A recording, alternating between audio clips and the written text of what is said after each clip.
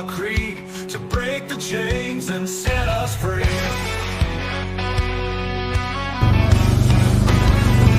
Riders on the prairie, wild and free, bows and arrows, cold 45's decree. No more tyranny, no more lies, under open skies we rise. Fight, fight, fight till we reclaim the night. Cowboys and Indians in the blazing light. Fight, fight, fight till the dawn is near. We'll never live in fear. On the blood moon, we all unite. Horses thunder in the night. No longer slaves to the empire's might. Strength in numbers, strength in right.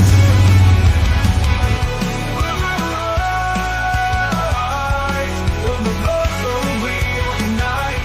Horses thunder in the night.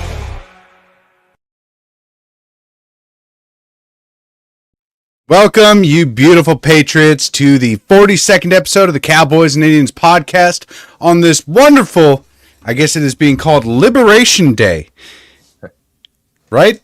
Yep, it sure is, man. It is Liberation Day here in America. I got a couple complaints. I haven't seen the Epstein list yet. We haven't been liberated from the tyrannical powers that be right now, but you know what? We can't demand everything in the first month and a half. So let's just be patient and see how some of this stuff turns out. But never forget to continue to demand accountability for these actions, because nothing will change until we see arrests and we see perp walks of these people. So, Steve, how you doing today? Man, you know what? I'm kind of a little under the weather right now. I'm a little case of the man flu, probably. Man cold. Yeah, the man cold. I feel it kind of progressing right now. So luckily our guest tonight has a lot of information to tell us, so I don't have to talk too much tonight. But it kind of started off like a kind of a random cough, the cough that you get like every 15 or 20 minutes, and it's like it's kind of getting closer and closer, and yeah, it's kind of one of those, probably just a man flu. But yeah, I'm sure he'll be all right, probably. Hey, if you can, please share this podcast, because we have a lot of information that we want to go over. And it's like I spoke with Bearded Vet about 40 minutes on the phone prior to this podcast. And it's kind of crazy. I don't even think we can cover all of this in 2 hours, man. It is just so much information. And this is actually the first time I got to speak with him on the phone, and really good guy, man. It was actually quite a very interesting conversation. But how are you, Mo? Are you rested? Oh, I don't know about rested. I showed up to my house about 30 minutes before the podcast started, quickly set everything up, ran up, washed up. So at least I had time today to kind of wash up. So, Yeah. I didn't get a shower or anything like that, but yeah, it is what it is. It's part of what we do for, working for a living. This is it's part of the deal. So you guys are just gonna have to take note that I'm not always gonna be nice and clean. At least you can't smell me. Well, that is true. I if I sound a little different, it's probably because I lost the. Yeah. I think my son took the cover for my mic here, and I don't know where it went. So I'll have to find that later. But other than that, man, he said we need the headdress. I wore the backwards cap today because there's a lot of info to go over, and we're off to war today. But yeah, man, you know what? I kind of think we should just bring Bearded Vet up, and let's do it. Add him to the stage. And what's going on, my friend? How we doing, gentlemen? There we go. Here. How are you? Hello. So introduce yourself to the audience and kind of give them a little background about yourself. Yeah, for sure. So Sean George, I go by Beard Vet on social media. So at beard_vet. I'm a Nebraska native, delegate for the state of Nebraska, big Trump supporter, former Marine. Bro. You know, I Right. Yeah. Had a lot of interesting few years over the last. I don't know. Since I've been on X, I've been blessed that I've started a coffee company, a beard grooming company. I'm also one of the founding members of a tactical company here in Omaha, Nebraska, which is 88 Tactical. It's what I call a country club, and yeah, It's so pretty cool. it. And I thought I put my phone on silent, and I did not, and now it is on there. So yeah, my bad. But anyways, yeah, it's that's kind of the long and short of what I do. But Very cool. the biggest thing is I love politics, Mm-hmm. and I'm a true MAGA guy, if you want to call it. I love helping the Rhino Removal Project, Awesome. giving back to veteran charities. I'm a big part of our veteran community here, and I've been a commander of the DAV post. I've been the treasurer for the VFW, Mhm. state of Nebraska. So I mean, and now I don't know for politics wise. I like calling out hypocrisy a lot like you guys do. Absolutely. And we all know, thank you for mentioning the Rhino Removal Project. I think that is a very important thing since President Trump got elected, that we really focus on the rhinos that are within our party, and how they're really kind of, being self-serving still, even though President Trump is in office. And there's just been a heightened focus since his inauguration towards this. And I appreciate you shouting that out. So what I kind of want to start divulging into is everybody knows your X account and how you really, really have a distaste for Don Bacon. We love bacon, just not the Don version. Right. How did this all come about? Like, kind of give us your story in the background with this, I guess, feud, if you want to give us that.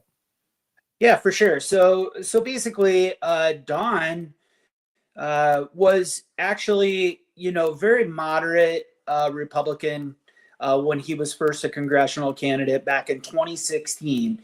He ran for office. He ran for that seat, which is District 2 in Nebraska. It's basically Omaha population of more city folk than it is country folk, right? Right. So there's a lot of Democrats in that district. However, he was pretty moderate coming out, yet he stood for all the right things. So what he said, like he claimed a lot of Second Amendment stuff. He claimed a lot of at one point he was endorsed by President Trump towards the end of his campaign in 2016. Mm-hmm. However, at the beginning he was very fickle. He actually endorsed somebody that I can't remember who the hell it was. Steve something. He ran very congressman or senator had run in that race of, back then it was, I think there was a field of 19 that Trump wiped out. Right. But there was the Billy Bush interview about grabbing him by the pussy, and and Bacon actually called for President Trump to drop out of the race. So that is where things started kind of going, maybe, whoa, this guy's very rhino-ish, before the term rhino was clearly out there. But I had friends that were campaigning for him and stuff like that. I never did. But I will just say this, in the early days when he became a congressman and receptive to me when it came to veterans issues. Mm-hmm. So I did have a veteran here in Nebraska. They had a fiduciary on him. And it wasn't his wife. Anyways, he did help me out with that. He helped me out with that situation. And then he also came to the Vietnam. So we made a brand new Vietnam wall in my hometown, and he did come out for that. However, I did not meet him. I had other obligations that I had to go to. That time I had a veteran charity event down in Arkansas that I went to, so I missed him at that. So technically, I have never met the man in person.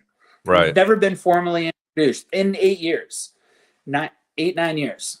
But it all started going south, real south, on January. So when January 6th happened, he called. Yeah.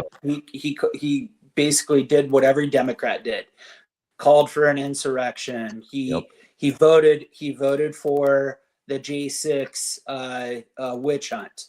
I mean, and it just became a series of things where he was either and during the 2018 through his term and his second term, like he sidestepped a lot of the things that could have been done for that President Trump wanted done, and that Congress was the worst ever. The 118th Congress, I believe, is what it was, or excuse me, maybe it was the 117th. It was terrible. They were the worst, even worse than this last go around, I think. But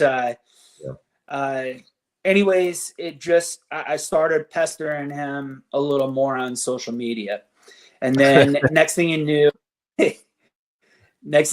his chief of staff blocked social media, and then and some other folks had with him. I'll get into it here in a little bit, but I mean they actually had people that came up to me that works for him, that are on his staff, and they begged me to leave certain individuals alone on their campaign. They begged me to, and I told them no. So, and they were very, very, very adamant about that. Adamant. Yeah, the main one is his campaign director, Matthew Zacher. You know, that was the main one that they didn't want me rubbing him the wrong way. But I did it. Anyways. There's plenty of posts there where I called the kid, you know, derogatory names and things like that. But I supported his primary opponent this last go around. The last primaries here, Dan Fry, very, very good gentleman, knows politics, former Tea Party guy, and total MAGA guy. Like, he loves Trump. Him and his wife both love Trump. They're both delegates for the state of Nebraska, so they both went to the RNC in Milwaukee with me this year, and we had a great time together. Now, I just supported him. I was not on his campaign or of any affiliation whatsoever. They sent me some stuff to repost every once in a while, and I would do it, but I would publicly be on Don Bacon's ass during that. However, however, Bacon did win, and you know, it made me even more skeptical about voting machines. You know, it was kind of a blowout. I mean, I wouldn't say it was a complete blowout, but it was, you know, 64 to 46, I believe, or something, 64 to 46% or somewhere. Great. However, Dan Fry his campaign knocked more doors than any other time that I can remember. And he had everybody, including the Nebraska GOP, behind him, and a whole lot of support from very well-known Republicans here in the state. And Dan still lost. So it's tough to beat Don because he is Democrats probably voted for him, or very moderate people in Nebraska. Listen, the people around here are not as dialed in politics as they are in other places. We have two major cities, Lincoln and Omaha. And, you know, outside the beltway of the city, you know, these people, listen, they're farmers, they're ranchers, they're not politically advantageous until now, because they did they did pop up to vote, for President Trump, and Right. that was more on that's more the national scale. The local Well, but politics level. you got to think that one of the things that the Republicans in general have failed to do for a long time is offer up, I guess, an adventure, right? Or create a narrative in a particular way that's going to get people involved. I say this quite often, but a lot of the times the reason why we're in this position right now is because of complacency. A lot of people feel complacent in where they're at. And I mean, we're all busy, but the responsibility and the mission that we have to put forward is that if we the people want the power, then we the people have to be involved in what's going on, because we see what happens when the Americans in general take a step back and just believe that government's going to do its own thing, and I'm going to try to build my wealth and not worry about what's going on in the outside world. And yeah, you should build your wealth, you should build your family. All of those things are really important. But when we come out and we shout, we the people, we're supposed to be the ones that have the power. If we're not involved in any way, then what makes you think that we deserve the power? We actually have to be involved and actually informed. Yes, Mike McGuffey says and informed, which is I mean, it's part of our responsibility, because being an American, it is a responsibility in a certain way. It's a privilege, but it's also a responsibility, meaning you have to be informed with what's going on with your local politics, and you have to be involved in the decisions moving forward and who you're electing to represent you. Absolutely. And, I think we can credit a lot of this to President Trump. I think what was kind of the catalyst of a lot of these grassroots movements, like General Flynn's PAC and Rhino Removal Project and Scott Pressler's and all that. It was when Donald Trump started talking about fake news. No, Yeah. like before that, like I guess I'll be upfront and just say, like, what I thought was on the mainstream media is what it was. But when Donald Trump started stating fake news, that got a lot of people thinking and like, okay, maybe he does have a point, and starting to do their own research. And then independent journalism really started to take off. And we're starting to find out how much we've been manipulated by these people for so long, and not by just the Democrats, from the Republicans themselves. And I think people like Bearded Vet coming onto this show, exposing some of these rhinos, is what needs to happen as Americans. Everybody deserves the truth.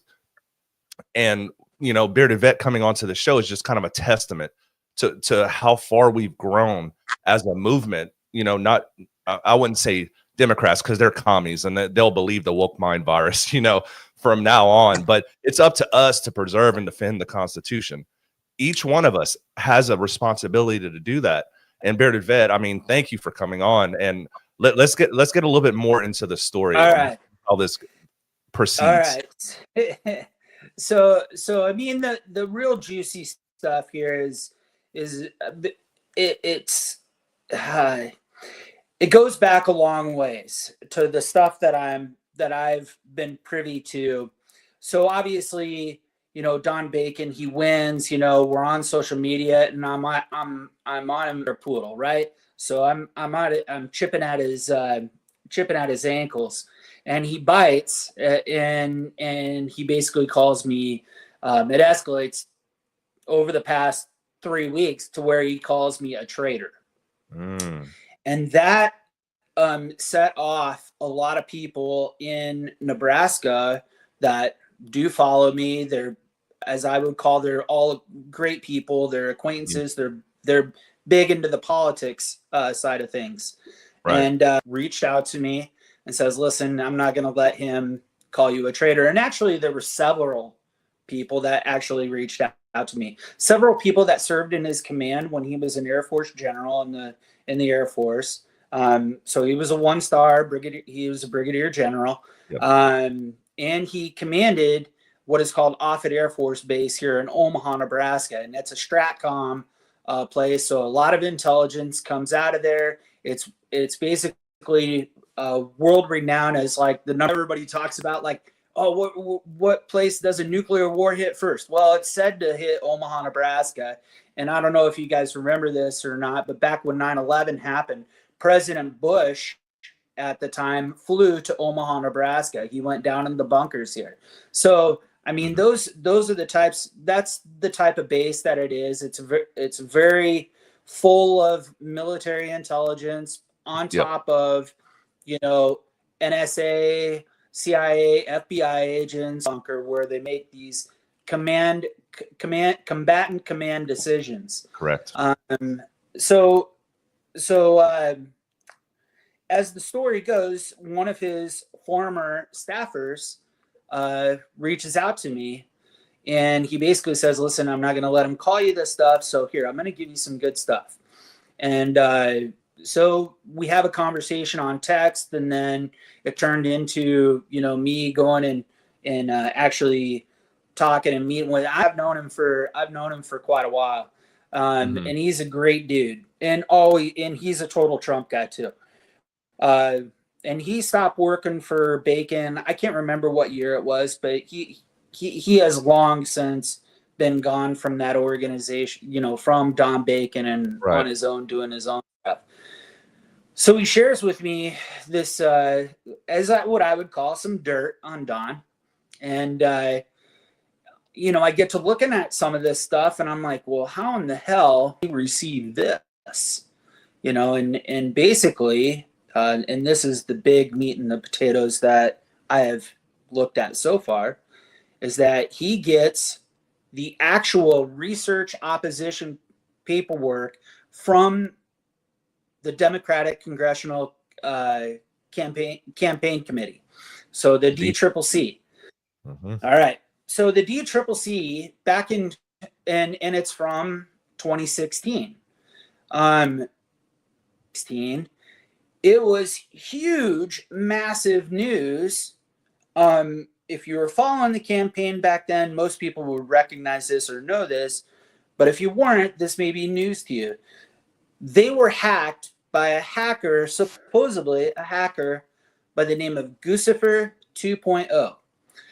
Guccifer 2.0 was a big subject in the Robert Mueller investigation, the report on Russian interference in the 2016 election. As Guccifer goes, he was an X account at one time, a big X account, and known as possibly a hacker. And it was very suspicious. It's very, there's a lot of gray area with the person, because what was released by the DCCC, that the published stuff that he published, it wasn't all that juicy or even really all that exciting of a hack. WikiLeaks had already had the DNC leaks already before that, about a month and a half before WikiLeaks, or maybe a month before WikiLeaks released and started slowly releasing Hillary Clinton emails and DNC emails. But the Guccifer was weird, because people got this information, and in Robert Mueller's report, there's up a little bit better, so we're not wasting time here. In Robert Mueller's report, Guccifer 2.0 was contacted by a congressional candidate. Okay. They have the name redacted. However, it was, all the great people. I don't mind mentioning those guys by name, or by what their X account is, because it's not the real. Fool Nelson, and if you guys follow Shem, these guys are great investigative guys. Like, they get into paperwork, they go through it, they can figure out redacted names even too by the spacing. So they're very good at what they do. Oh yeah, they're very, very good, very intelligent. Brilliant. Guys. Yeah. And with the release of hopefully the unredacted version of the Russian hoax, we will actually know for sure what that congressional candidate's name is. Is there a possibility it's Don Bacon? Yes, and I'll get to that here in a second. But I will say most of the guys that have gone through the report believe that it was congressional candidate Tim Canova. Now he's out of Florida District 23. He ran, and he was a Democrat at the time, a progressive Democrat. Door show a lot, but it was a primary race that he had about zero effing chance to win, right? Because Florida District 23 was back then. It was Debbie Wasserman Schultz. She was the Democratic chairwoman of the. She was like the top of the DNC. Yeah, you know. So she basically was an unbeatable Florida, and right. So for Tim Canova to ask Guccifer 2.0 for dirt on his candidate sounds a little freaking silly to me, right? I mean, this guy has zero chance in hell of beating her in the primary, but he is fast to openly admit it that he did it, which is very sketch. I tried reaching out to totally ghosted me. Before, like within the last week and a half, I tried reaching out to him to kind of, get out his version. I went through his whole Twitter account and tried finding everything, but he openly admitted, he said, Tim Canova, candidate for Congress, Florida District 23. So he goes by his real name. He's out there. He's got like 31,000 followers or something like that. But anyways, in Mueller report, it could be him because he openly admitted that he did it. However, he was not charged with a damn thing. Not charged with nothing. So he didn't. Isn't that most politicians? They're untouchable. Right. Well, they charged Roger Stone with 7 crimes for reaching out, 7 charges for reaching out to Guccifer 2.0.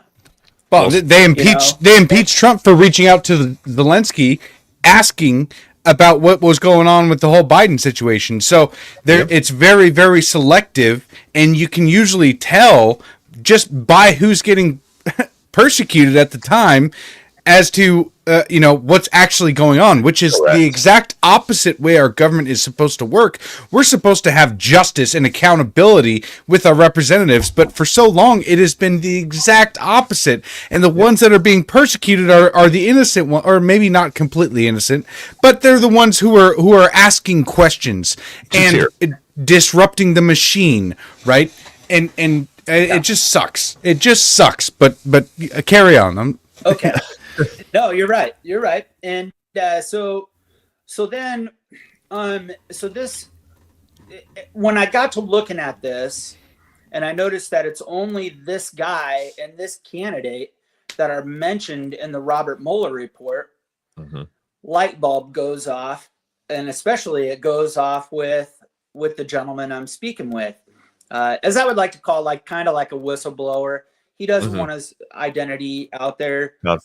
Maybe someday he will, but Nebraska is a small community, and there is a good chance somebody could retaliate against him, and I'm not afraid of that. So, and he has kids and a wife, young kids and a wife, and stuff like that. So, don't want it to interfere with him. However, getting back to the story is during the 2016 election. 2 years after, or during the 2016 election, his opponent, Brad Ashford, was hacked, supposedly. And not only just hacked, but supposedly hacked by Guccifer 2.0. Now, this is in an AP article back.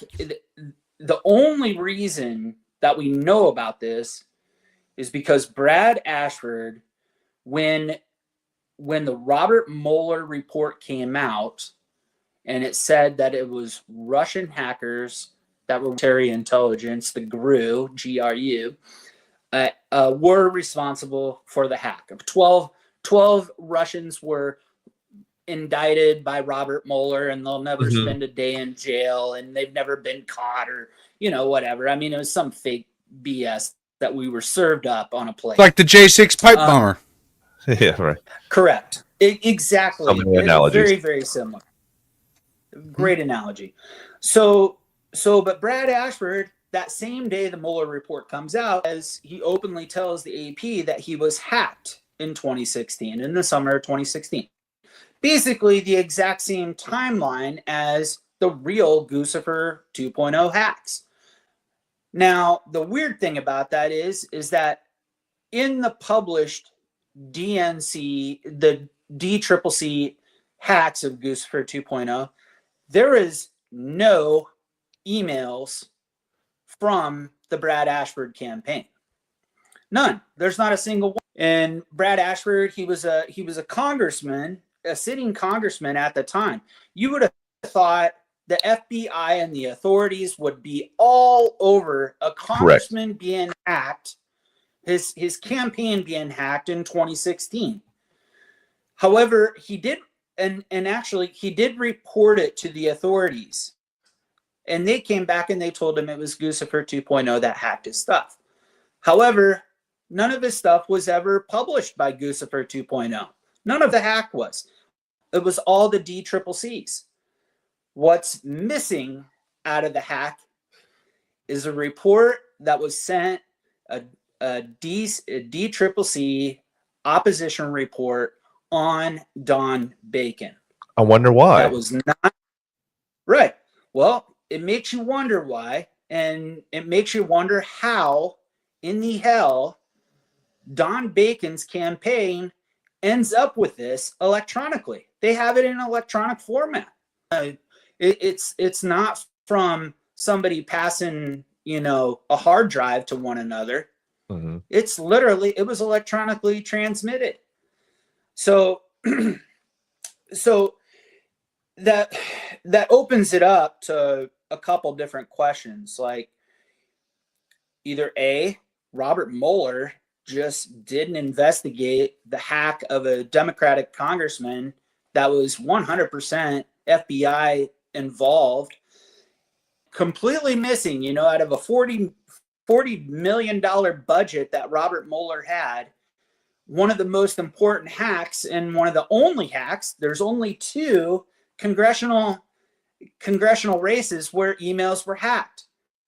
And we didn't know about Don Bacon's until Brad Ashford a couple years later put this out. But it went hardly reported. It wasn't reported hardly at all. And Don Bacon swore in that article, it literally, idea, I never got any, I never saw anything or never used anything like that. Well, that's bullshit, because his staffer straight up handed it to me. So I have it. I have the DCCC's Oppo report on Don Bacon. And I'm telling you, people pay campaigns, and I know this because I've asked certain people who ran campaigns for Congress and for Senate, and they say opposition research papers $1,000. Hiring a company to do an Oppo research on your opponent can run upwards of $50,000. They basically said anywhere from $15,000 to $50,000 on Oppo research. However, Don Bacon paid nothing for his, and he got it somehow. I think he got it illegally. I think it has to be illegal. Now, why would he do that? Question to you, your audience. Well, why wouldn't he contact the hey, I have information. If he's such an honest Right. and his moral character is off the charts and better than yours. He's a better. He touts his ability to tell the truth. Why wouldn't he tell the FBI and the authorities that he received information on his campaign opponent during the 2016 election that wasn't his? Well, I'll tell you what. Everybody else- Even in the way that you say that in jest, with him having the moral character and everything, that makes my skin crawl. It's still it I know that you're saying it in jest, and Yes. maybe that's what he believes, but it's still like just those words. It still makes my skin crawl because these people are so. They're the exact opposite of who we want representing us. We need legitimate, good, moral people who are doing this for the sake of trying to better the country, and not the squirmy weasels that we have now. And especially when they find this stuff out, and instead of doing the right thing, they'll always just put it in their back pocket and save it for later because maybe they can use it as an advantage at some point. And yeah, it just bugs me. Yeah. Well, and it leads you to believe, how Don Bacon is literally, you ask anybody around here, he's the first person to tell you that his truthfulness is off the charts. He just tells people the truth. That's what he said. He's got 1,000 comments on X where he says, I just tell the truth. I don't lie. I just tell the truth. But anyways, he didn't, when he had an opportunity, when, you get Oppo research like that on yourself there. And honestly, he was down in the polls. He was down in the polls pretty much until President Trump gave him a big right at the end of 2016 on his campaign. He ended up winning by literally like 3,500 votes. So it was very close. It was a very close election. Maybe 6,500. I can't exactly remember. But he beat an incumbent. He beat a Democrat incumbent in Nebraska. Now, there's another twist to this that also happens right after he wins the election. So Don wins the election in 2016. His campaign gets hacked on December 22nd. Mm-hmm. So his campaign gets hacked. They lose all the emails. They lose the entire year and so many months worth of campaign emails are wiped out. Wiped out. However, for these, somebody backed them up. Somebody had a backup. And I know the person who has the backup. Is that common to have a backup, or do you know? Yeah, I think. Listen, I'm not a big tech guru. However, this person is very tech savvy. He understands what's going on, and thank the Lord. He even says this. He tells Don Bacon, hacked, but thank God I had them backed up, and he had them backed up somewhere on a separate server. Bleach bit. So is that kind of a way to like get rid of evidence, right? Instead of being accused of publicly deleting, or deleting public information, or the right that we have to access public information like that, they instead say, hey, I was hacked and now all of it's gone. Whoopsie daisy. Well, here comes the other twist to that. If you're a campaign, Maurice or Steve, if you guys are running a campaign and you come into the office the next day and your staffers are screaming, holy our emails are gone. What do you do? What would be your first thought of what we should do? Like authorities. Probably report it. Boom. Someone tell them that you were hacked, right? Do you think Don Bacon's campaign did that? Oh no. No, they didn't. They didn't. He's honest Don, though. Come on, he would report it. They didn't.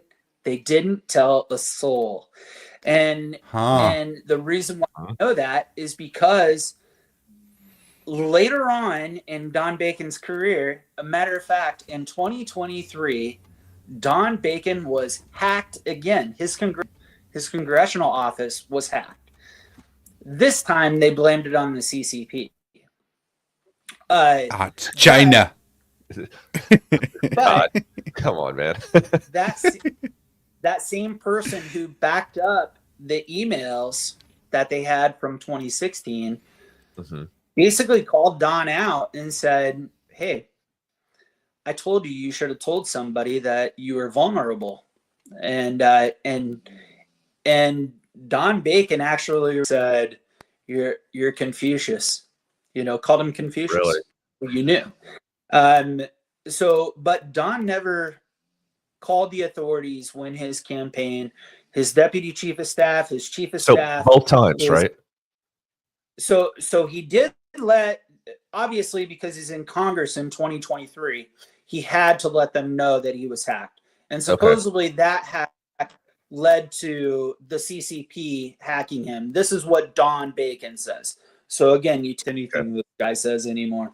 However, the 2016 hack in late December, that was not reported at all.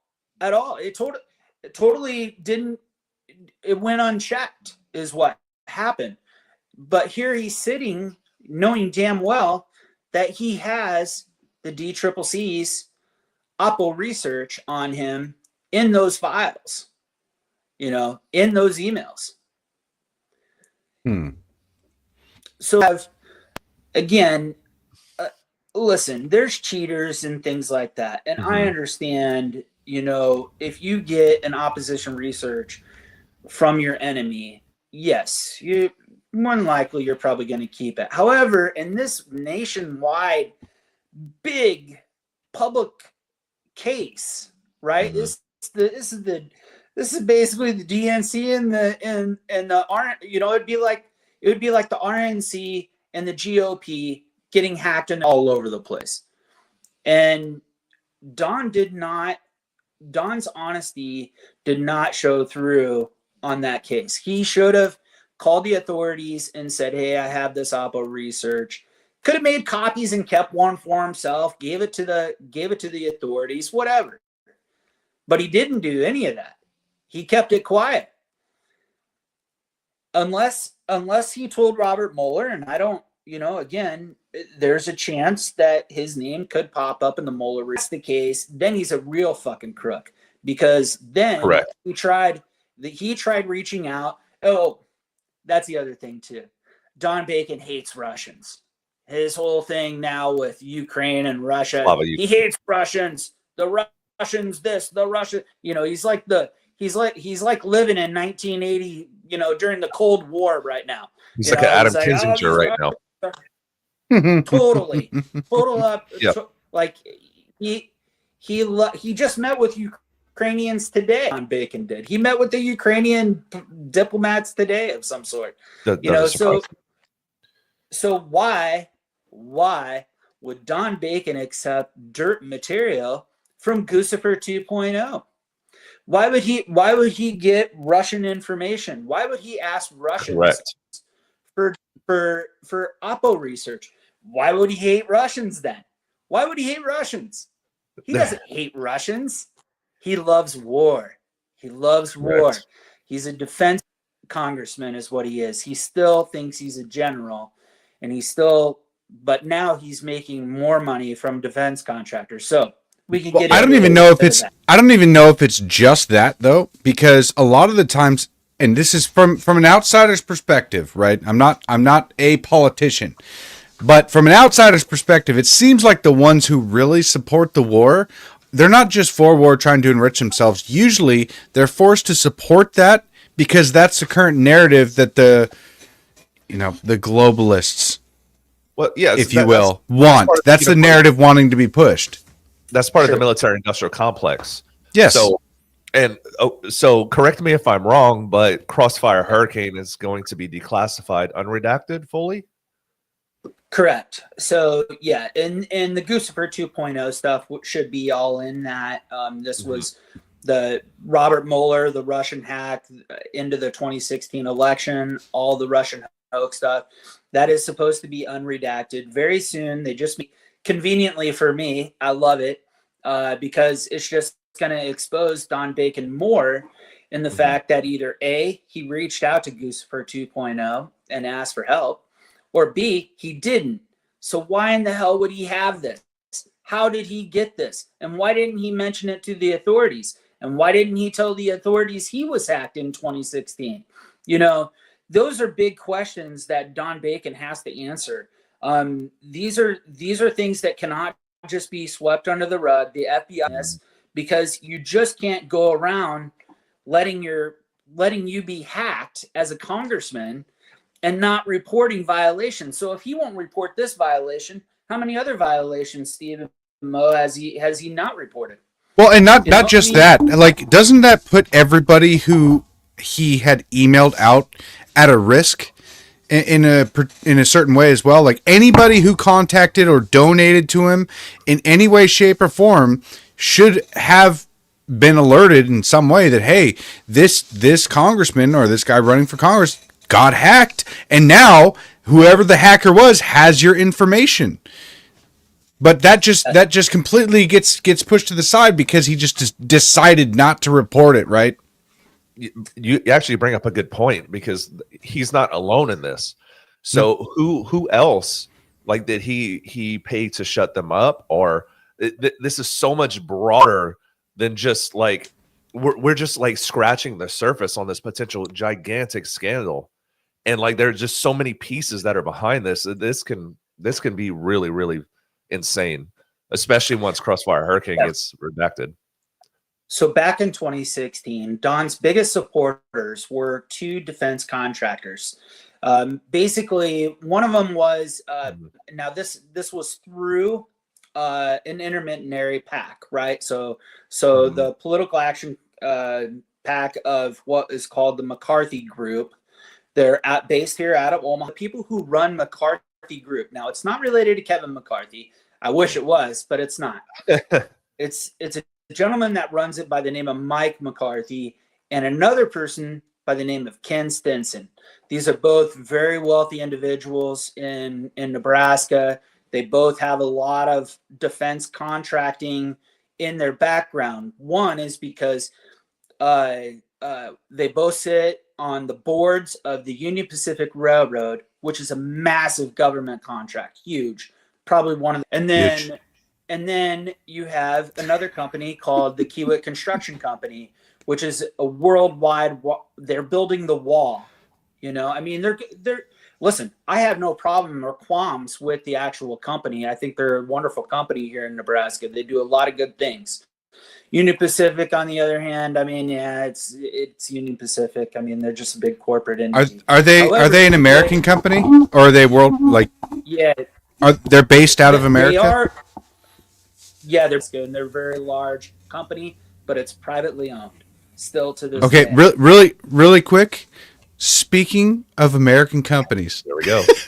Good segue. I do have to bring up our sponsor, which is shopwithamerica.us. This is a way to change your habits and who you support in buying American. So if you guys want to start supporting American companies, keeping your money in America, not sending over half of what you purchase overseas and then the other half to tax for the government. Once you start buying American, you're supporting the American economy. You're supporting your fellow patriots around the country. If you go to shopwithamerica.us, you can join the club, buy monthly, get it delivered to your house in 2 days. No matter where you are in the country, you can get it delivered to your house in 2 days. This includes toothpaste. This includes house cleaners. This includes almost anything you can think of to buy in your house. Not only that, if you guys are trying the carnivore diet or if you love red meat, I'm not talking about me, all right? I'm talking about beef, all right? The meat you consume.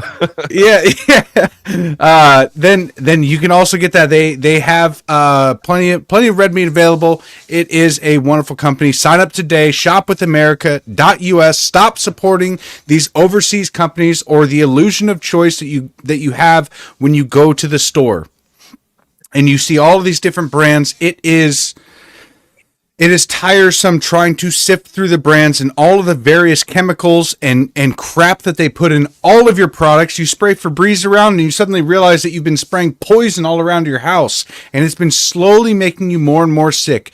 We shouldn't feel this sick. We don't need to feel this tired. We don't need to feel this way. And we don't need to keep sending our money overseas every single day. So if you want to start supporting the MAGA movement, the Maha movement, and just keep our money here in America, then sign up today with shopwithamerica.us, and Matt will take you through it. He'll help you sign up. It's like it's joining a club basically, and like I said, anything you can think of in your house, you can get online, get it shipped to your house within 2 days, and you'll be supporting American companies. Just let them know that the Patriots Prayer Network sent you. You can say either me or Steve sent you as well. It doesn't really matter, but yeah, go ahead and sign up, guys. And that's my shout out to our sponsor today. And then back to you, Stevie. It's so close. Wait, it's okay. So my wife just brought in all natural cleaner that we get versus the Lysol, and all of the insane list of chemicals that are on the back here. Keep it all natural. Hey, Mo, you look like one of those models like on The Price is Right, where you just do like this. You know, that's how you got to do it next time. Now, I got a commercial plan for it, and it's gonna be a banger commercial. So it's gonna be Good great. stuff. All right, but now we can get back to it. You know, I just So basically, those where we left off, it was kind of like Don Bacon's big sponsors here in the community. You know, he has gotten a lot from other congressional candidates. However, those two companies, they're two of the biggest here in Nebraska: Union Pacific Railroad and Kiewit Construction Company. And Kiewit, I should take that back just a little bit. The CEO of Kiewit Construction Company that was giving them money, not the actual company. Okay, so but Kiewit is a very large defense contractor. Mm-hmm. They're building our beautiful wall. So they do great things. I even know the current CEO of Kiewit Construction Company now, and he's an awesome guy. Awesome. He's not into the big politics thing. For his big, certain beautiful people wall. Yeah. There you go. Build the wall. Keep the invaders out. No more colonizing the U.S. So where we go kind of from here is essentially, you know, so now you guys know Don Bacon received Oppo research on himself. He did not report it when he got it. He also was hacked himself, did not report that. And now here we are years later, and it's now, you know, even more things are coming out. So there was some things, you know, that I've discovered that basically when he was a commander, you know, commanders of a base, they have to put their thumb on a lot of all the touchy subjects, right? So mainly like sexual content, assaults, and assault and things harassment, of that nature. Harassment and things. Don has not been involved himself in an actual sexual assault or anything deviant like that on himself. However, he's presided over, you know, he's the one who makes the call on whether things happen or not to a certain individual on base, sure. right? So you're he's the general officer General of Math. the post. Yes. Yeah. So when you get a court martial or a masked, you know, you have those decision making. There's some of those out there. I haven't fully got all the, let's just say, the juice on those, but there are some very questionable ones out there that are going to come out, and it'll show how what he thinks of women in the service, not all that great, and how he treats others that were the victims of these crimes. There's going to be some more on that topic as well coming out later on. Stay tuned. So you're really able to go after this guy Don Bacon pretty hard, and this is the kind of thing we need in order to get these rhinos out, these compromised piece Okay, I'll keep family friendly. These compromised lunatics out of our representation, because what we need are representatives that actually are doing it to represent the people and to stop the government corruption, not join it and be part of it and then just become part of the machine, joining the blob, right? The its own entity that our government has become. It is so tiresome to continue hearing these representatives, just whether they go into it with a good, like, believing that they're going to do good or not. So many of them just join the blob, enrich themselves, and then, I mean, I think about like somebody like Elizabeth Warren, right? Mom, she makes $175,000 a year, and now has a like $68 million net worth, something insane. It's like 60 or 80 million, insane, tens of millions of dollars.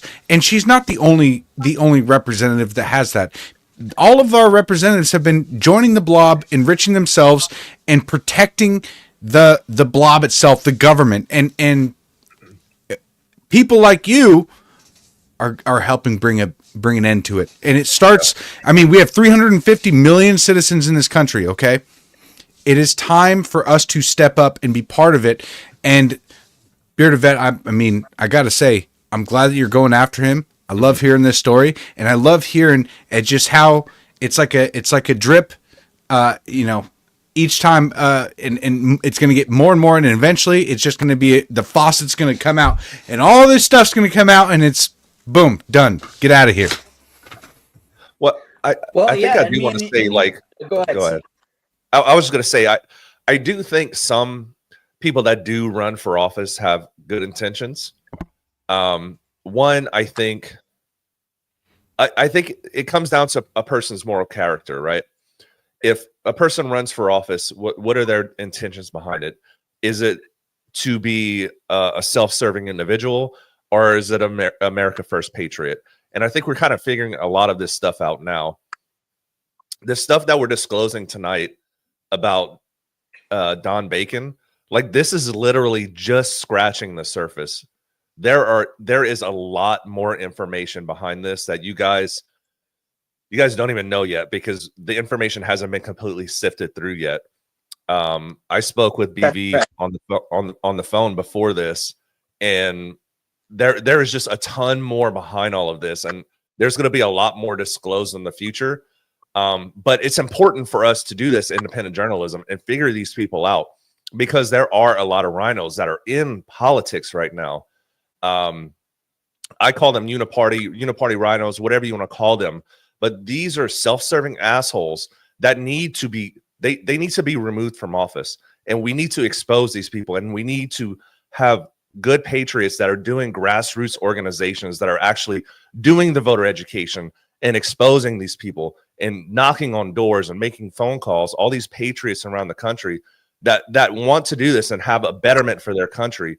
This is the type of stuff that we need to get involved with now, not a month before midterms. Midterms it's coming, like, it's going to be here before you know it. So this is the time. And thank you, BV, for coming on this show. Yeah. I mean, I have a lot of other stuff I could definitely throw out there to you. Like, one thing I didn't mention to you guys is the fact, I put this out there in the social media world, but Don Bacon had claimed like he had been a Republican since 1982. However, that's false.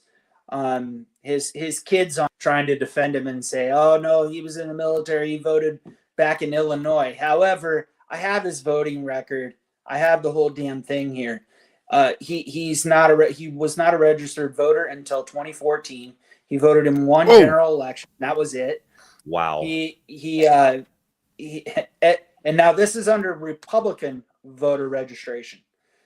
Now that's what leads me to believe maybe he was voting Democrat all those times. However, this kid posted some picture from back in the early 80s where he was, working for some congressman over the summer job or something like that. However, he didn't vote. He claims to be a Reagan Republican. However, he never voted for Reagan, and he was of age. I have every county that he lived in. He was not registered in any of them. And then he did register as a Republican in Sarpy County, Nebraska in 2014. That I have proof of. Yes, he. Yeah. So there's a lot of, and he's some of these other things that are just completely outlandish. When he went in, like, for instance, when he ran initially, when he was a candidate, his net worth was about maybe $150,000 total. Like, that's all he was worth. There's claims out there like 400,000. However, I have his financial paperwork. I'm literally looking at it right now. He was paying rent, didn't own a home, rent though, but and did not have, like, he had a decent savings, I guess, as a retired general, but he was only making $68,000 a year through the university. When he got out of the military, he was hired by Bellevue University, making $68,000 a year. And now his net worth is about that. Like, there's claims out there about 15 million. I think it's probably closer to 7 million. Mm-hmm. But he's claiming he's $1 million of net worth. Now, who knows who else is getting the other 6.5 million that are 5.5 million that were missing there. But, I'm guessing it's probably, there's reports. The highest report was 15 million. The lowest report was about $5 to $6 million, so I'm averaging around about 7. But back then he was very, like, strapped income, that 68,000, the retired general salary. Now that adds quite a bit too. However, that is not publicly disclosed because there's other factors that involve, and you would know this. You got, Steve, you definitely know, right? Like, retired pay can range anywhere from, for a general, it could be $9,000 a month, or it could be $5,000 a month. So there's, and depending if he gets some medical. Yeah, true. I mean, the guy was not wealthy coming in. He's wealthy now. He's got a beautiful big home now. There's a lot of weird stuff that it's like there's a pattern. I can't put my finger on it, but every time these politicians toe the line and seem to support the current thing, they always get really rich and wealthy. It's weird. It's crazy. So weird. Yes. It's like, man, I'm down on my luck. I need to find a good job. Let me run for office so I can get rich. And also, all you got to do is sell your soul. Exactly. And to get back a little bit to kind of how this last couple weeks, how he's been after me, I waited. Now, we've been back and forth the past 2.5, 3 weeks, going on 3 weeks now. But how this all came about was me and 16 other people were swatted back on. I was swatted back on March 16th. And I was maybe the fourth or fifth person. I think that night, I think 3 of us were swatted.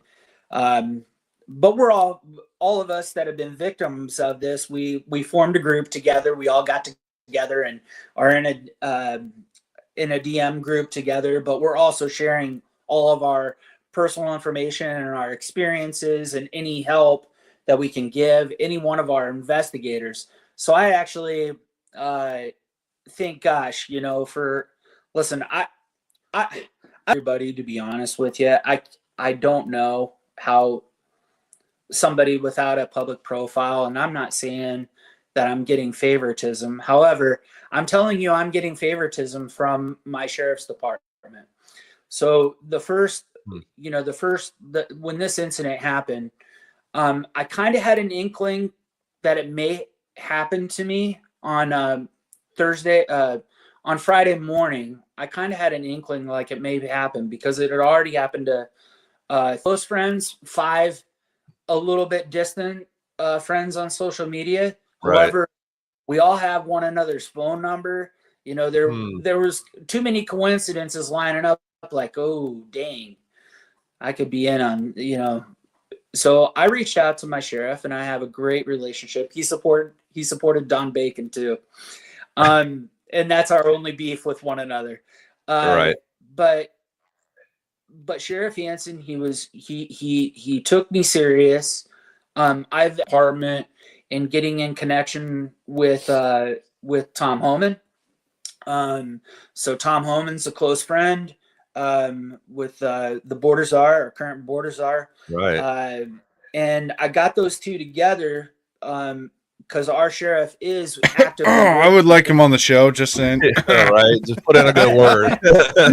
Yeah. You're good. Yeah, no, he's one of the coolest cats you'll ever meet. And Awesome. But totally, and I don't want to get too long-winded here because I don't know if you guys are running over time or how long you guys go for, but those two worked out a deal. They're 100%, and our sheriff is going after illegals, get high gang violence, Tren de Aragua here in Omaha, Nebraska. You know, I-80 is a pipeline for the drug trafficking and child trafficking. So it was an easy phone call for me to make to him. Had it been just a private citizen calling into the I don't know what would have happened because they had a heads up. And if it wasn't for that heads up, you know, I'm the type of guy, if somebody's pounding on my door at night, I'm probably a lot like you guys. You're probably got your own guns, ammo. You're very protected. You have security cameras like I do. I have all that stuff. Yep.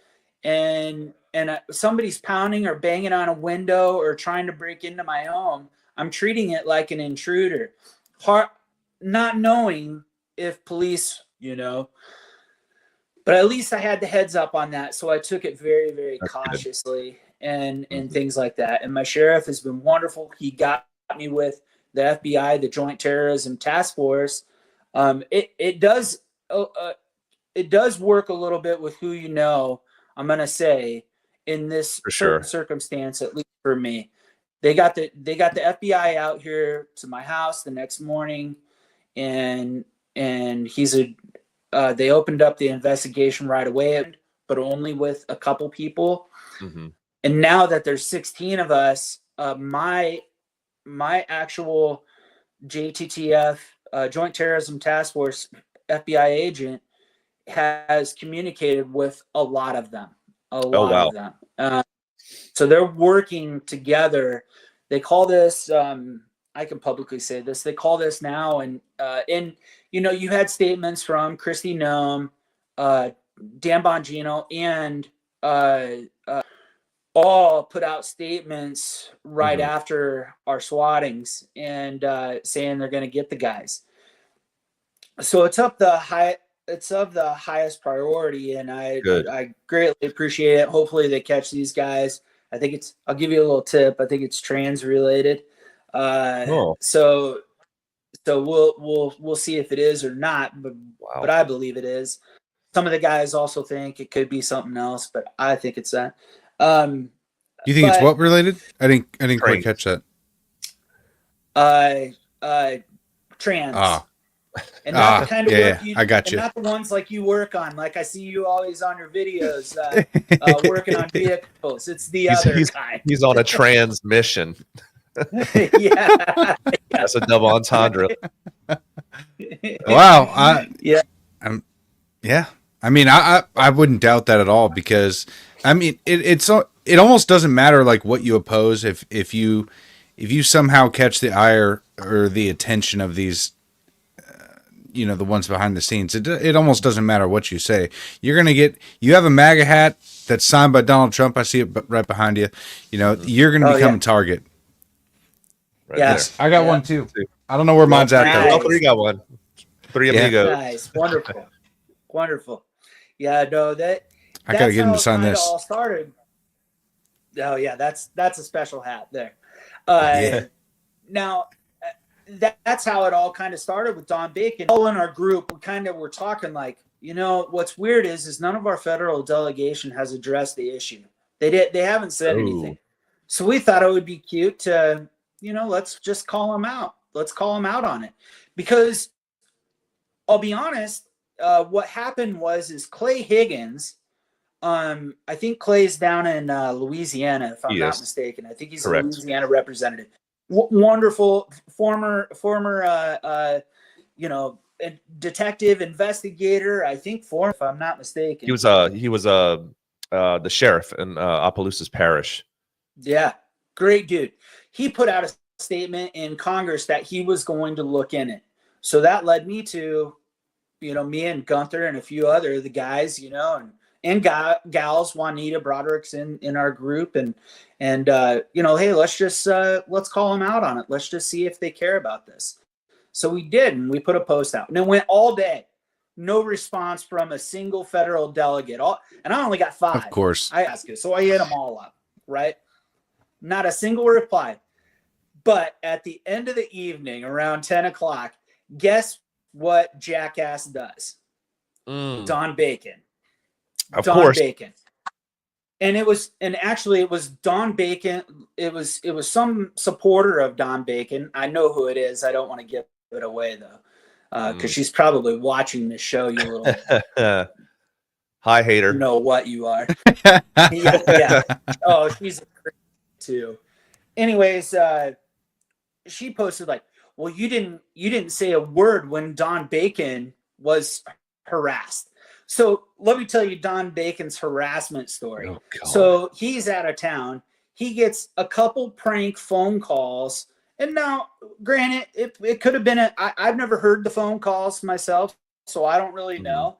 However, his wife put out a statement and said they were like death threats or something like that, on a phone call. Well, shit, I've had death threats. I got DM death threat long, right.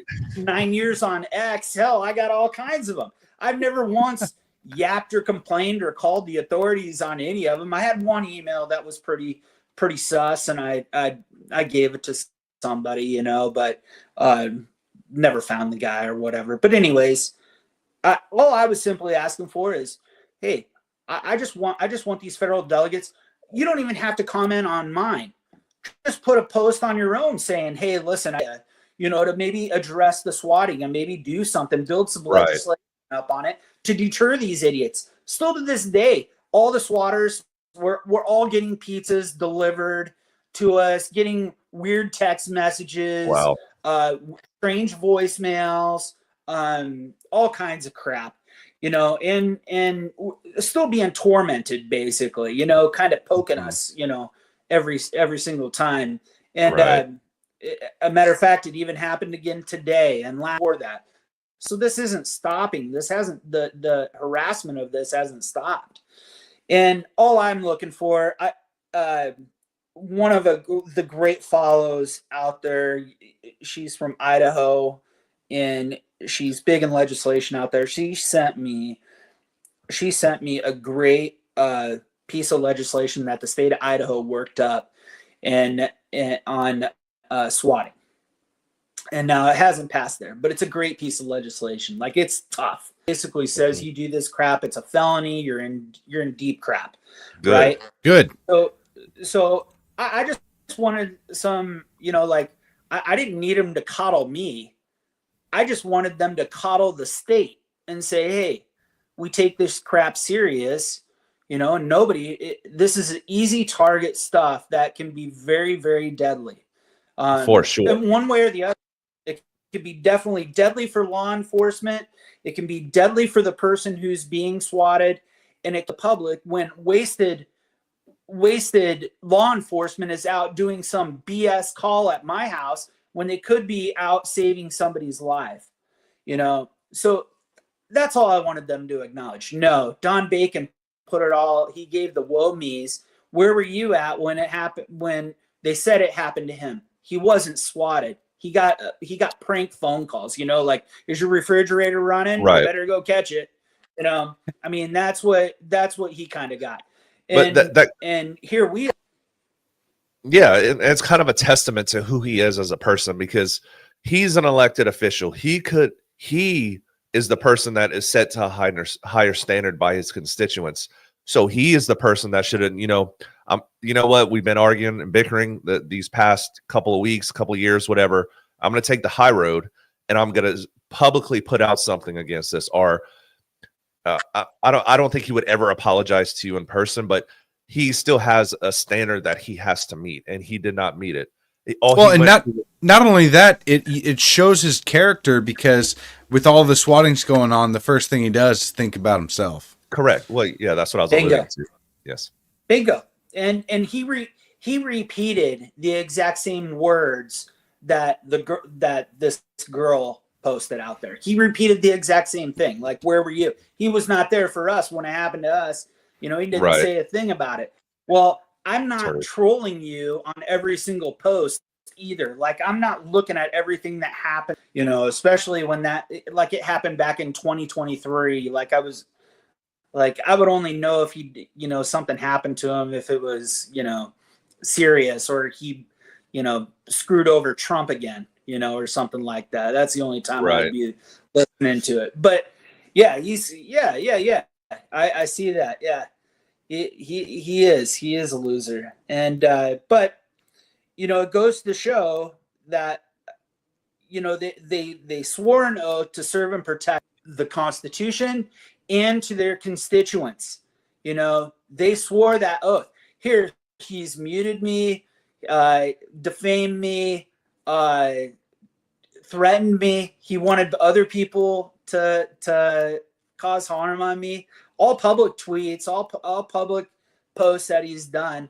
And I'm sitting back a little bit like, listen, there may be a time where I might take this crap here in a couple more weeks and take it all to my freaking lawyer. I'll give them a shout out. Bob Charette, he's a hell of a nice guy. But you know, Bob, I could take this crap to him and go, hey, let's just sue him. And I don't want a penny. You just sue him for whatever, and you charge me that exact same fee for legal fees, because I just want to see his punk ass now just get throttled.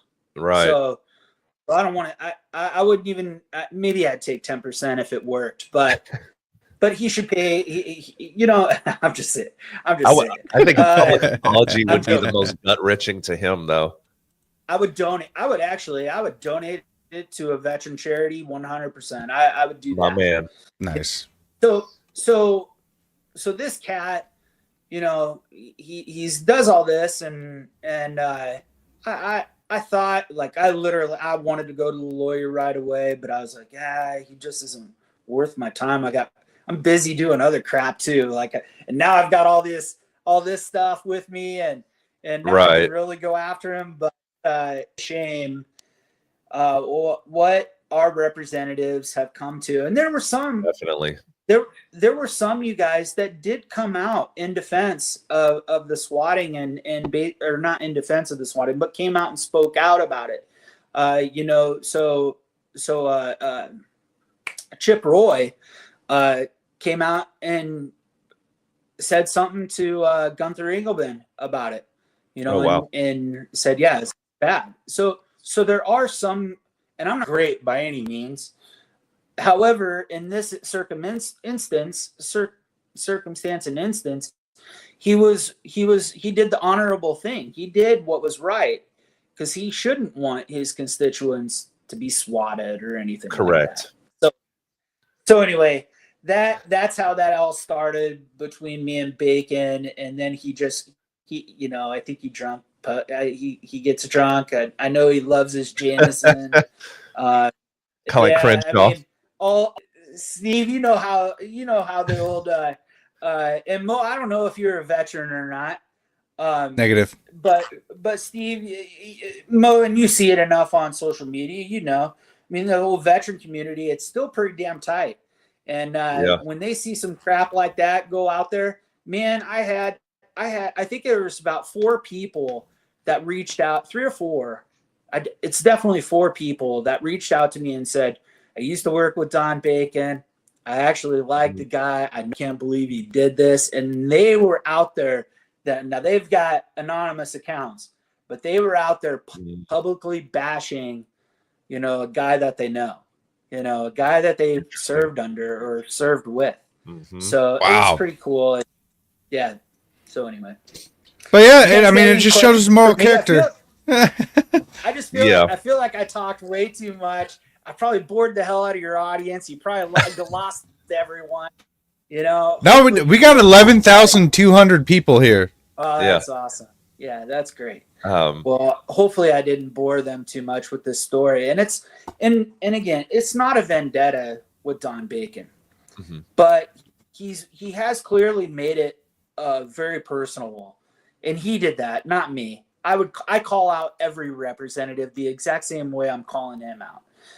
Exactly. He, however, has made it very personal, and that's offensive to not just me. It's offensive to every Nebraska that has reached out to me. They're all appalled by his actions and what he's doing. So, it's yeah, I'd love for you guys, if you guys have questions for me, I'm available. I took the evening off from doing some stuff. I'm staring at. I might have a drink here in just a minute, but I don't want to advertise. I've been drinking Diet Coke the entire time here. Like President Trump likes to do, but I don't drink much soda at all. But I have Good Boy vodkas right here, seltzers. So nice. I'm trying to lose a few lbs during Lent here. And if you ever get the chance to buy a Good Boy vodka, this is my favorite one: blackberry iced tea and lemonade.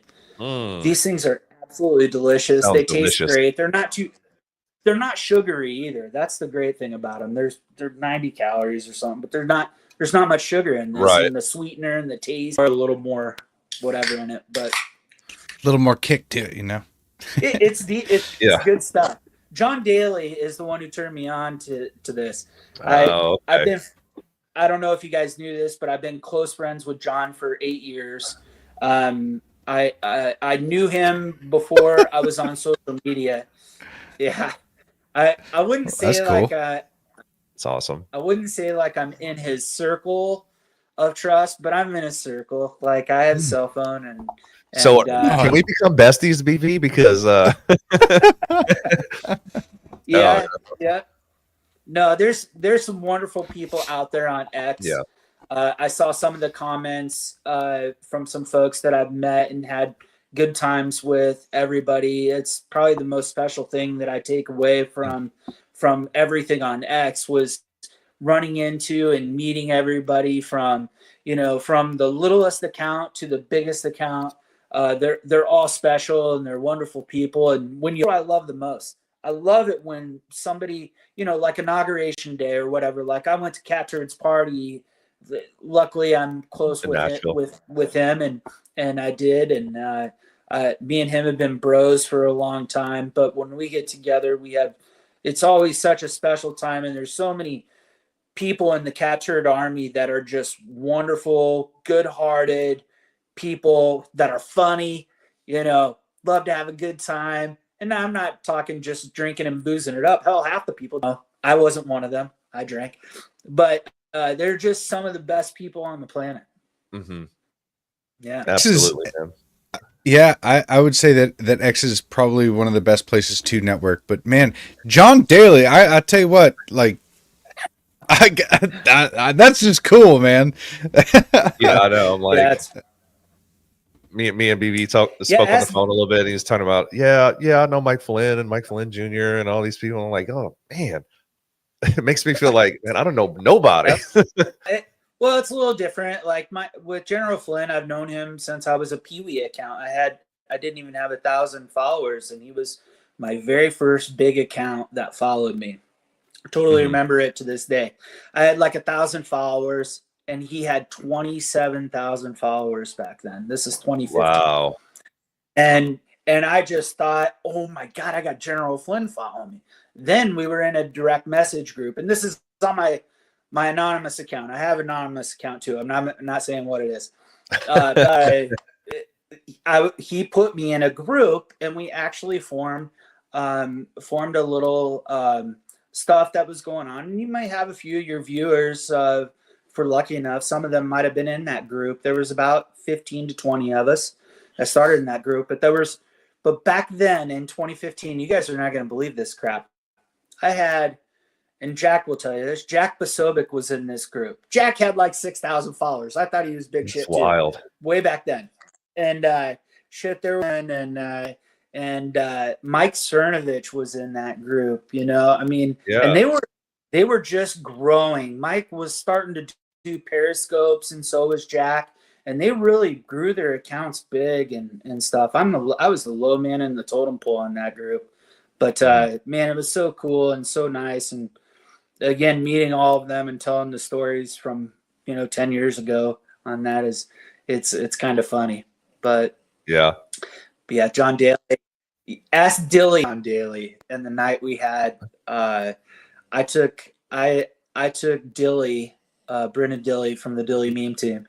Yeah. I took him to Florida a couple years ago, and he got to meet John Daly. And that evening, and actually it was the whole meme team.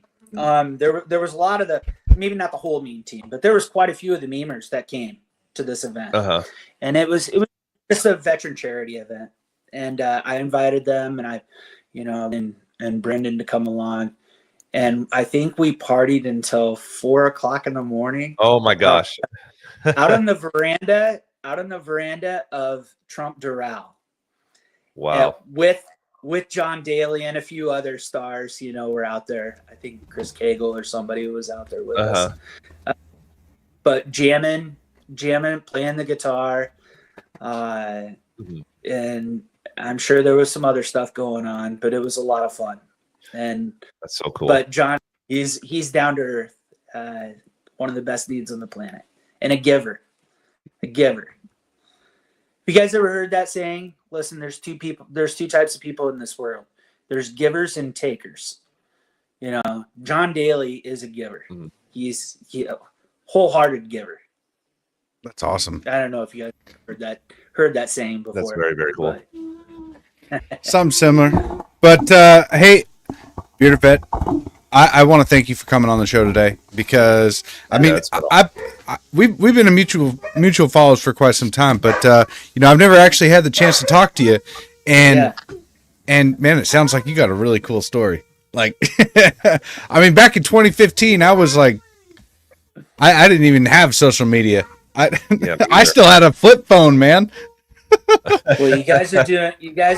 Both of you are doing amazing at it. You both got a huge following, and I'm honored that you asked me to come on and talk about this a little bit. The boring little story about some Jack. Hopefully, we get rid of this guy in one way or the other. But I mean, this is important stuff, and this is something that we want to promote, because we're trying to help inspire people to actually get involved in their community. It doesn't matter who you are. You're a citizen of this country. If you're a patriot, get involved. And I mean, if that means educating yourself, if that means figuring out who your representative is, and then finding out their hypocrisy and pointing that out on X, that's step one, and then you can start to take actions to actually change the representation and hold these people accountable. So, I mean, what you're doing is, this is exactly what we want to promote. This is exactly the kind of movement and that we want to inspire our young people. And well, I mean, I guess it doesn't matter really who it is. If you're of voting age, then yeah, we want to inspire you to be able to take part in this process, because hey, we got a country to save, man. This is the greatest country on earth. If America falls, the whole world falls. Sure. And it's on our shoulders. We stand on the shoulders of giants. We stand on the shoulders of giants that separated from a monarchy that ruled the world for hundreds of years before. We're young, 250 years old, 249 years old as a nation.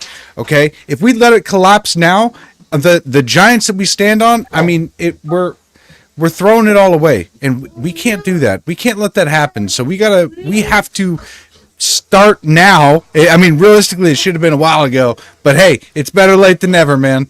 And I mean, thanks for coming on. I really appreciate it. My dogs are in here now. So. Yeah, I hear they're wild, man. But I do also want to point out too that just because like it's not affecting your area, it does affect you, because people like Don Bacon in Nebraska affects this entire country. So you have to get all of these people out. It's going to be a team effort, and the more we expose, the more we have the ammunition to get these people out. So yeah, and we can end the corruption, man, one step at a time. But we're getting there. We're starting to. It's cool. I like it. I'm loving this movement, man. So thank you guys. Thank you, Bearded Vet, for coming on. Is there anything you want to say or promote before you get out of here? Hey, listen, if you're ever in Nebraska, hit me up. I'd love to bring you out to 88 Tactical. We have I call it a country club. It's a, restaurant / gun shooting range. It's pretty awesome. I took General Flynn there, and his crew, his entire crew. It's a great place. John Daly, I've had him there a couple times. But if you're ever out there, it's a hop, skip, and a jump right off the Interstate I-80. So even if you're just passing through, stop into 88 Tactical and tell them Beardo sent you there, and they'll let you in. So cool. But Awesome. yeah, it's a membership only type club. However, you can go and they do a lot of public shooting there on some of the ranges, all indoors. It's a beautiful place. So, but would love to have you guys there. Matter of fact, I'm inviting you now. Like you need to come and hang out. Go.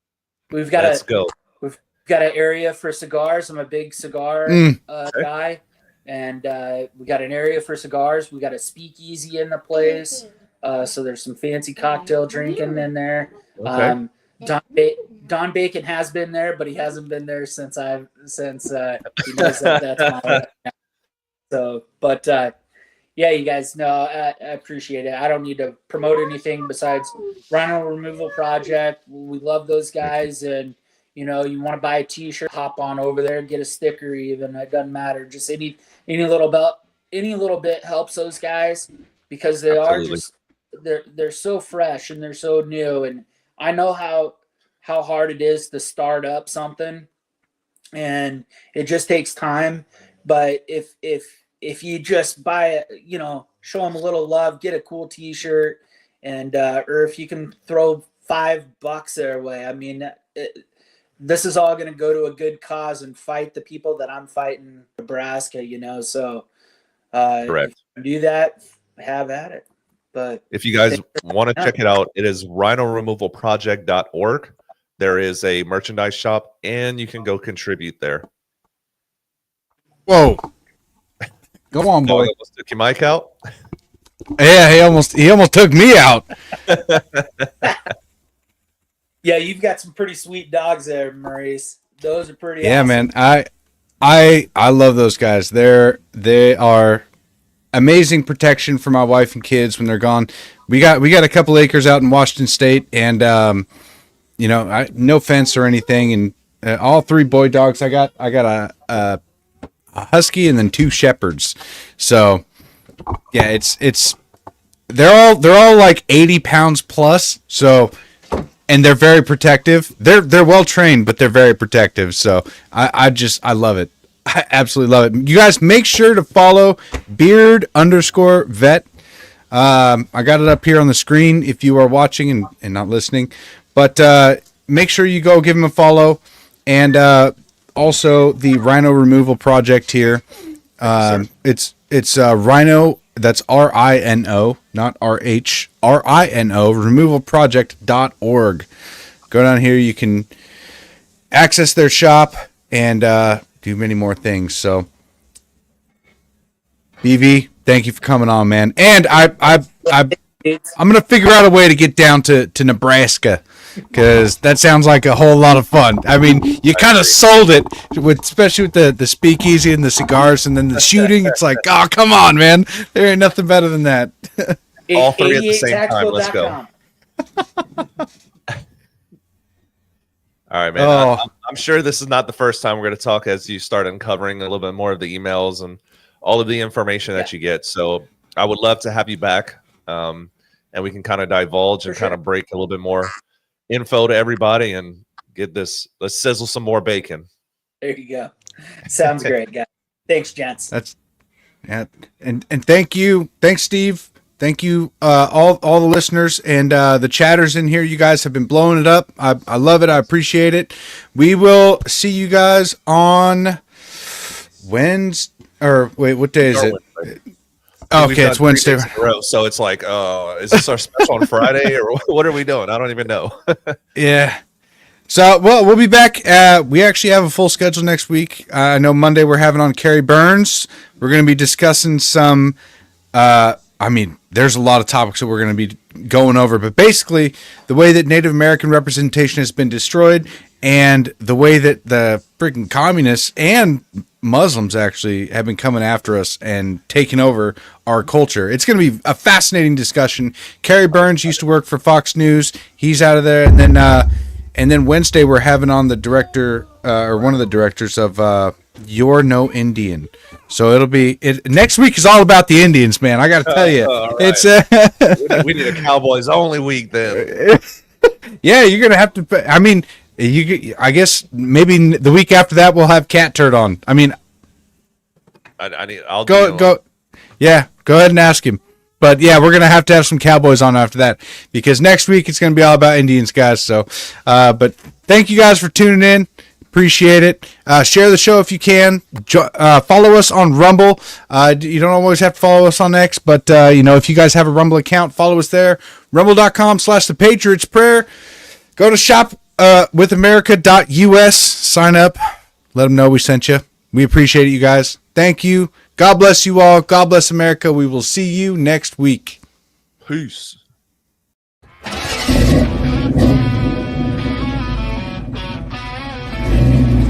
Dusty claims and broken dreams. Cowboys and Indians on the same team. We got no masters, only our creed to break the chains and set us free.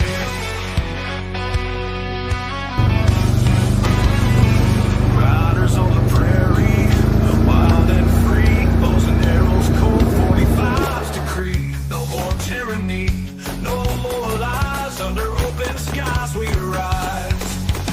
Fight, fight, fight till we reclaim the night. Cowboys and Indians in the blazing light. Fight, fight, fight till the dawn is near. We'll never live in fear. On the blood moon, we all unite. Horses thunder in the night. No longer slaves to the empire's might. Strength in numbers, strength in rise.